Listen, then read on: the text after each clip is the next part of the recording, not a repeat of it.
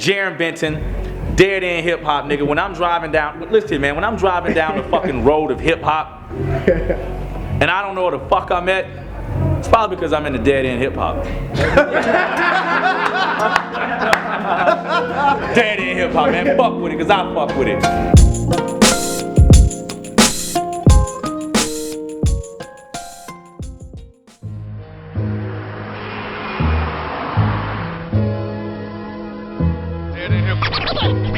Dead End Hip Hop Conversations. Dead End Hip Hop Conversations. We're here with Night Wonder. What's good, homie? Dead End Hip Hop.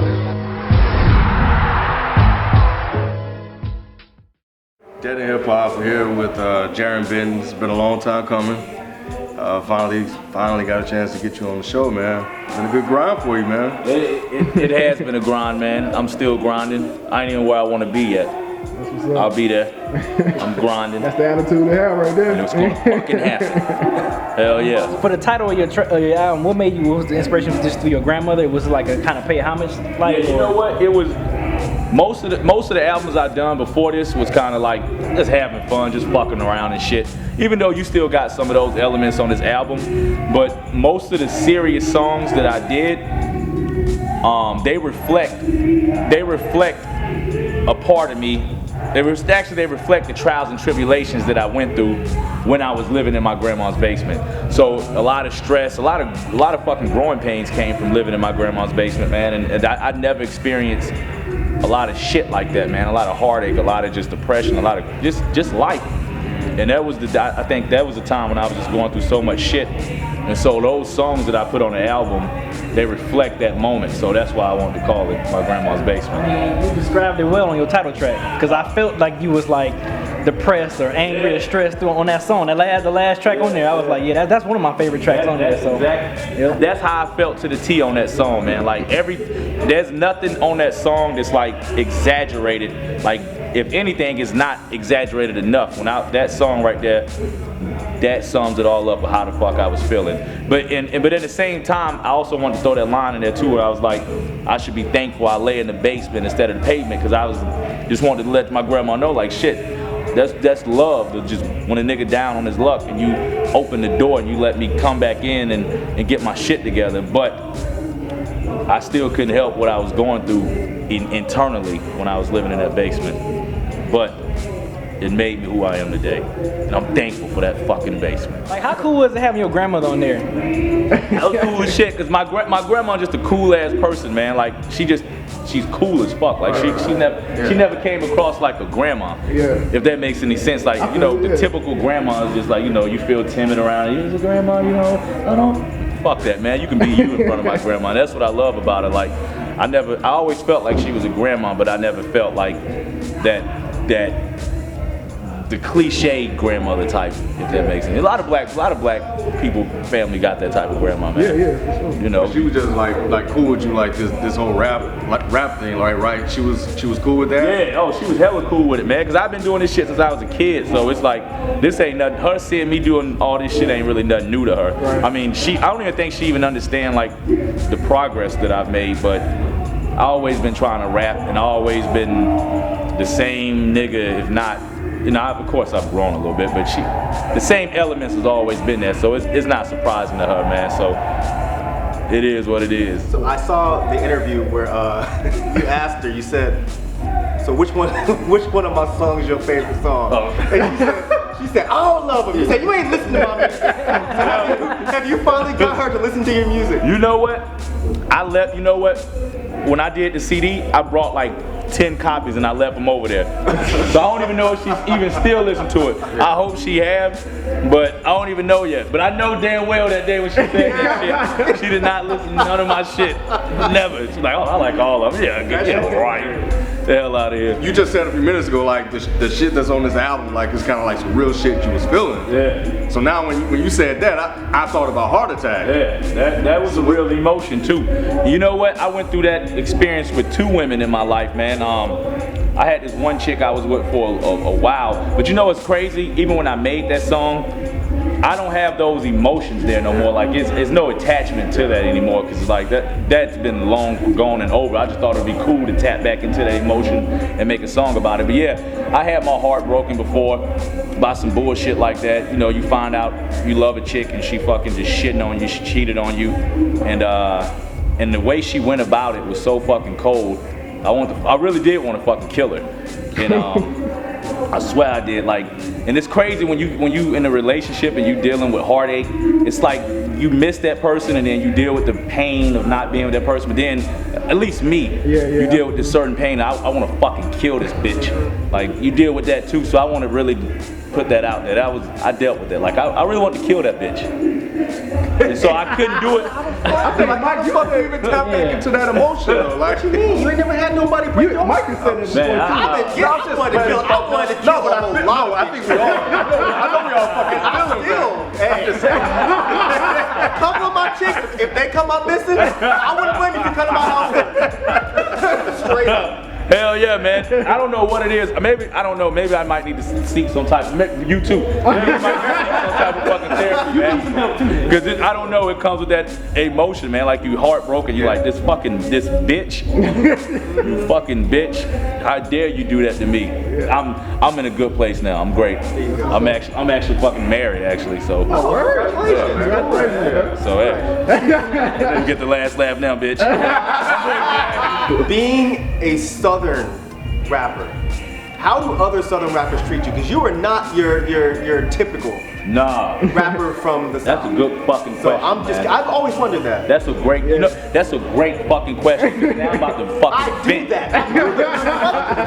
You about to make me vent. Other Southern rappers, man, if it ain't the Southern rappers I came up with, and maybe because maybe I'm just not making enough noise for like the mainstream Southern rappers to hear me. I always feel like it's a fucking disconnect. And the crazy thing about it, most Southern rappers that claim the A, they ain't even really from the fucking A. A lot of these niggas, like I'm born and raised in the motherfucking A, and I guarantee you I got more personal. Niggas might judge me just off the lyrics, and it's always that bias with Southern niggas when it comes to like the shit that's not the typical Southern shit. Yeah. And it's the truth. So niggas already, I know I say some outlandish, ridiculous shit, so niggas already kind of put like a label on me just because of the shit I say and the type of image I portray. They think, and I know a lot of shit I do is sort of silly, but at the same time, like I'm at the heart. I'm your typical A-town. I'm born and raised here. I was born in Grady Memorial. I grew up on the east side, Decatur, Stone Mountain. I mean, I am fucking. I'm more Atlanta than you bitch ass niggas who don't fuck with me. Just letting that be known right now. So, but hopefully, as I progress, niggas will know what time it is, and because there's so many Atlanta artists I want to fuck with, man. Like, there's tons of them, man. I want to fuck with like a lot of them, man. I don't, but I hope I can bridge that gap and we can come together and do some shit, man. So what inspires you to make that different type of, like you said, you don't have that typical Atlanta sound. So what inspired that? Like how do you grow up here and not like have that sound? That's another good question. I can answer that. And growing up in Atlanta, I grew up in Atlanta. Like the shit in Atlanta, y'all from Atlanta, right? Well, I'm from really. Nah. Oh, okay. We've been here for a minute, but yeah. Was y'all down here in like the early '90s and shit? I was, You was down here? I came in '99. Like in early '90s, I was a fucking kid. I was in elementary, but still, the Atlanta typical sound then was like fucking Kilo and like it still had a lot of booty. Tag team that booty shaking shit. I never really liked that shit. Like I fuck with Kilo. It wasn't until and so I didn't like that shit. And as a kid, they played all that shit on the radio. The only outlet we had to like other dope hip hop was either like Yo MTV Raps, Rap City, and 88.5. 88.5 still around. Yeah. Sunday nights they used to play like all this shit. So that's how I would hear like a lot of dope rappers from just listening to that shit. And then I would hear like dope MCs that wasn't from the South. Like damn, it happened to be a lot of New York and a lot of LA niggas and shit. So something about the sound of that music I just gravitated towards more than just the shit that was coming out in the South. It wasn't until like I got to Outkast and Goody Mob kind of kicked the door down. Then UGK, 3-6 Mafia. Not only just 3-6, a lot of niggas have branched off from 3-6 like Gangsta Black, fucking Player Fly, Tommy Wright, Crime Ball, 8 Ball, all that shit. Like that's the South shit I was fucking with. But before that, it was just like straight up just that booty shaking type shit. I just couldn't fuck with that. So I think my influence was always gravitated towards like northeast or west coast, and that's kind of, I guess that's kind of like how my influences kind of help create who I am. How's Funk Volume treating you, man? Funk Volume has probably been the best decision I probably made as far as a career wise, because you know, I was fucking around with a lot of other labels too, man. But I had that experience and that heartache and that heartbreak of just like when you fuck with mainstream labels, how they get in, they want to change the direction, they want to, and you start feeling inadequate. You start feeling like, damn, I thought what I was doing was good. Because you take your minute, you try to build something, and you take your minute to try to, you know, get your fucking skills up. And when you finally on that road to where you feel like you're going in the right direction, like a lot of the mainstream people, they would just tear you the fuck down and tear you apart. And they don't, because, and you know what it is, just because they don't understand it. And so when they don't understand it, they want to conform you to something that they can understand. And so that would make me feel like, damn, I have to change, I gotta change. And it would always kind of break my heart and make me feel like, fuck, I'm not dope enough, or I'm not good enough to fucking make it in the majors. But then when fucking Dame came, it was like dealing with somebody that just like, it wasn't no, I mean, he fucked with what I was doing. That's Funk Volume, Dame and Hopsin, they was fucking with what I was doing. And there was no need for them to, they said, shit, if it ain't broke, don't try to fix it. Right. And the dope thing about them, they allow us to just do us. Like Dame might critique shit, might say he like this, he like that, but he's never tried to make us fucking change anything, man. Like, and that's what's dope. It's not that same. And plus, he comes across like a real human too. And when I say that, like, y'all know these industry niggas, man. And no disrespect to a lot of them, but it's like they don't come across as like real human beings. Like they just come across as like, you see they all the fucking same. And I ain't saying all of them, I take that back. But most of them, they kind of got the same lingo, same attitude, same, and it's just like, damn, you feel like just feel like it's a big fucking disconnect. With Dame, that was the first person I met that was in music that, I can't say the first person, but the first person that was doing it on a kind of good level that I met that was just humble, and he seemed like a fucking real human being, like a real fucking man. So that was another thing that made me want to fuck with Funk Volume. But man, Funk Volume been dope, man. It's been fucking dope. I ain't got one complaint except for Dame. He loves R&B music, so he needs to cut that shit out. When it's a car full of niggas, you can't be bumping Tank. My niggas can't do that. You can't do it, man. Do that shit with your girl. Another thing too, like all the other artists like Dizzy, DJ Hopper, Hopsin, Swizz. The chemistry between us is like so dope, man. I feel like we all fucking brothers. Like there's no like distance. It's like everybody fuck with each other, man. And so it's dope. I didn't expect it to be as dope as it is. What do you say to the people that tell you that your type of rap will never get popular with a large crowd? You know what I mean? Yeah. Because I've heard that too. I heard that tons of times. Does that make you want to change the way you rhyme at all? You know what? It doesn't make me want to change, but I'm the type of person when someone has I guess I consider constructive criticism. I don't really close it off. I actually try to listen to it, because before my music was even a shitload different than it is now.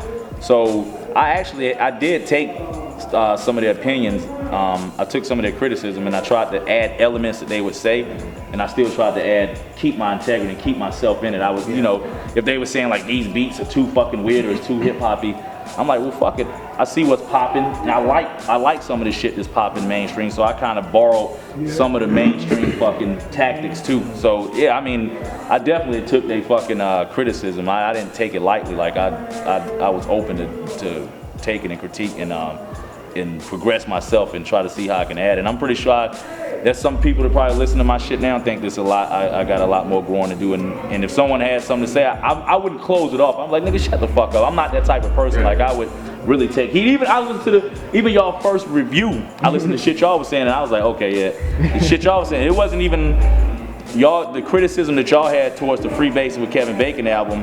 That actually, I took in consideration to that, even doing this album. The next album, I think, is even going to be more fucking serious than this one right here. It was just good by you signing with Funk Volume. It's good that you still was able to work with Kato as a producer. It seemed like y'all both had y'all pocket and y'all chemistry. You can tell throughout this whole album. Like, oh man, I'm glad like Funk Volume didn't take you away from that. You know, away from that sound. That's what's so dope about them niggas, man. Like they see what you're doing, and it's like, They just they don't try to fix it. Hell yeah, that was Me and Kato over the time, man, we developed a great chemistry. Even the same producers that I used on Freebasing are the same exact producers that was on this album too. But yeah, me and Kato, we got a great chemistry, and even me and the other producers, man, it's like I dig they shit. So and probably on the next album it's gonna be the same exact thing. Maybe a little bit other producers, maybe, because I'm about to fire Kato. Fuck nigga. Is there anybody that you looking at that you think you want to work with as far as a producer? You know what? It's a lot of producers I would like to fuck with, man. I just don't know how to. I hadn't got in contact with them. Like, I think Harry Fraud is dope as hell too. Like, a lot of shit he's been producing, I think is crazy. And you know, of course, the typical, Primo. I'd kill to do some shit with Primo, man. I'd kill a Primo beat. Who else, man?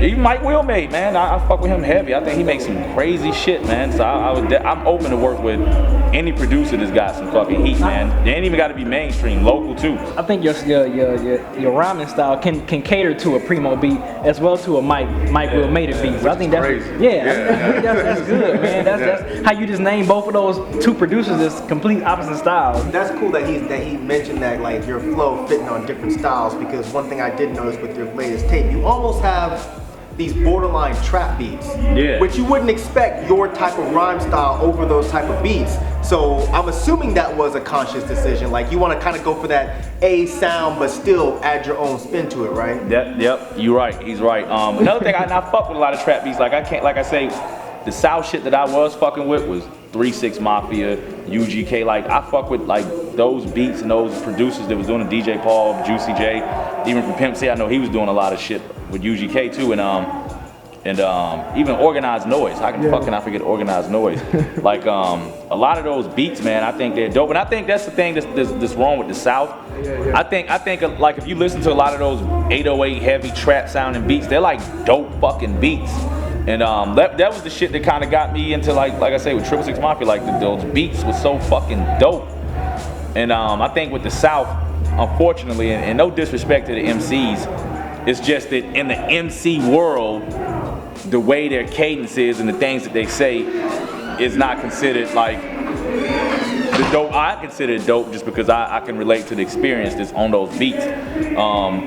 I just think a lot of the rappers are just so, not a lot of them, I can't say a lot of them, but it's the typical kind of ABC type style. You don't really hear too many niggas, there are some, but just go in on those beats. So I think those beats get such a bad rep just because of the MCs that on those beats. That makes sense. So hell yeah, so that was one of the conscious efforts, man. Like, I wanted to take those beats because I fuck with them so heavy and just do me on it. Like, just because the school, I came from a school of just MCs, studying like MCs and dope lyricists. So it's just in me. Just so whatever beat it is, I feel like I gotta go in. Last question. Vinny Paz RA, what was it like working with them? Man, that shit was so dope. The reason why that shit was so dope to me is because these RA the Rugged Man and Vinny Paz are two niggas that I used to look up to. Like, these niggas are killing it. Like, I got like probably damn near every single Jedi Mind Trick album, and I was listening to Jedi Mind Tricks on the fucking way here, and niggas in the car like, what the fuck is this?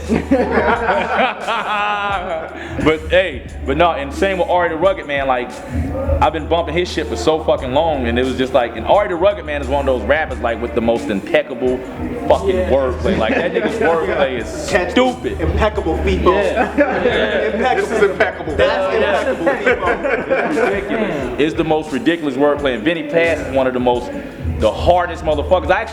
And what's crazy, I actually got a chance they came to Atlanta, they did a show here at the Masquerade. I got a chance to check them out, man. So those are just two MCs I just been fucking with from day one, and just the coming from listening to them to having them on my own shit was just like crazy to me. Like, I get a kick out of that shit, man, out of working with people that I came up with. Like, I mean, I would love to work with Lil Wayne, but I would get more of a kick out of working with like fucking Wu-Tang Clan versus Lil Wayne, but just because it's people I just came up with, not no disrespect. Yeah, hell yeah. Like, I did some shit with Eric Sermon a while ago, and I got a chance to kick it with him. Like, we was trying to do a little project, and I was actually just geeked because I came up off of like Redman and shit like that, man. So hell yeah. So being in the studio with them was dope, man. So to me, it was a dope experience, man. I appreciate them dudes for just reaching out. Even I reached out to them, but then they reached back out for me to get on their shit too. So it's dope. So I think we building a relationship, man, and I look forward to doing more shit with Ari and Benny Pass.